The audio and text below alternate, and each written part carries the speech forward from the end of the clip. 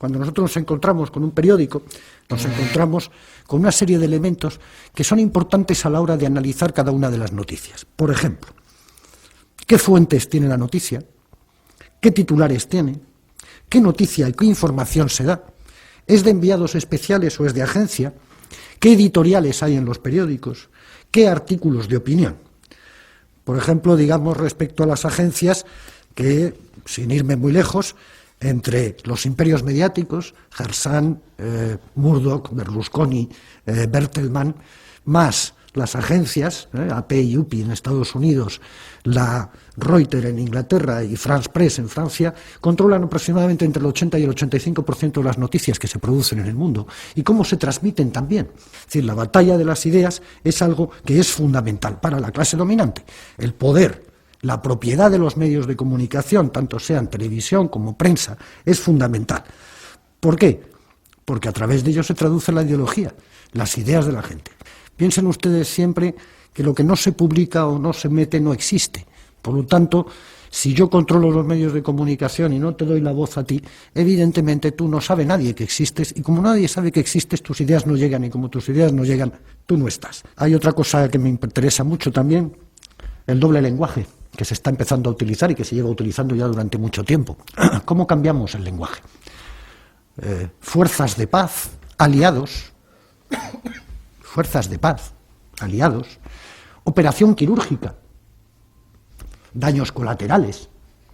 Todas estas frases, palabras bonitas, que nos alejan de la realidad, que nos hacen fácil el decir que, bueno, han matado unos soldados nuestros, no importa, son daños colaterales. Tú ten en cuenta que el periodista trabaja para la empresa, no para el público, trabaja para la empresa. Y la empresa le exige no solo rendimientos, sino una determinada forma ideológica. Y si no, te echo. No hay que tener en cuenta que los medios de comunicación trabajen por separado.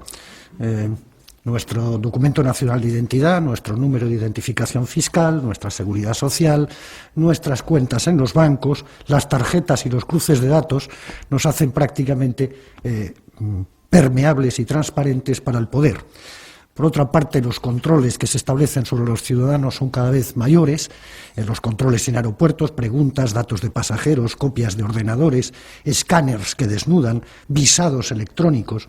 Por otra parte, las bases de datos de ADN, por otros lados, los sistemas de videovigilancia, por otra parte, el espionaje en Internet, por otra parte, las escuchas ilegales, las escuchas en el trabajo, como por ejemplo en 1998, que en Alemania el Parlamento alemán aceptó una ley en la que se permitía a la policía, sin ningún tipo de cuestión judicial, poder poner micrófonos en las casas privadas, o bien los sistemas de represión posteriores, como es evidentemente la policía. En este sistema opresivo del ciudadano, en el que va desde la estructura social a la estructura económica y desde ahí a la vigilancia estricta de cada uno de nosotros, entra la cuestión del monopolio del discurso. Las técnicas modernas, las técnicas actuales, permiten maximizar de alguna manera el efecto retórico de las palabras, y los gestos de los políticos multiplican su efecto y su impacto.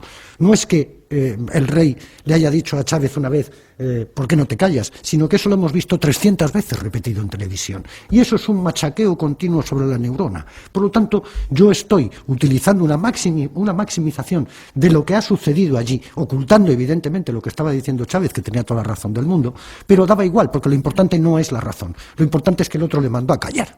Entonces, esto era lo importante y había que reproducirlo 300 veces. Los media convierten de esta manera la política en una representación teatral, donde incluso en nuestro país, por ejemplo, se ve a la televisión española llevando a políticos para que hablen allí, ¿no?, y que nos cuenten allí sus rollos.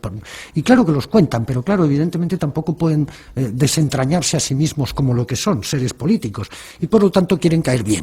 Y como quieren caer bien, tienen que manipular de alguna forma la escena teatral que se les presenta.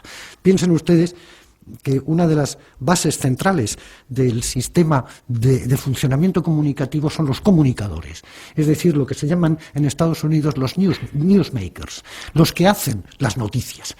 Es Hermida con aquella voz, que aquella onda, es los periodistas que te cuentan una cosa mientras cruzan las piernas elegantemente, es un tipo de funcionamiento en el cual tú estás más atento a la representación teatral que a lo que realmente se te está contando. La pelea ideológica y la pelea comunicativa es un aspecto más de la pelea que hay que llevar contra este sistema en el cual, repito, todo está basado en el control del ciudadano y el control del individuo.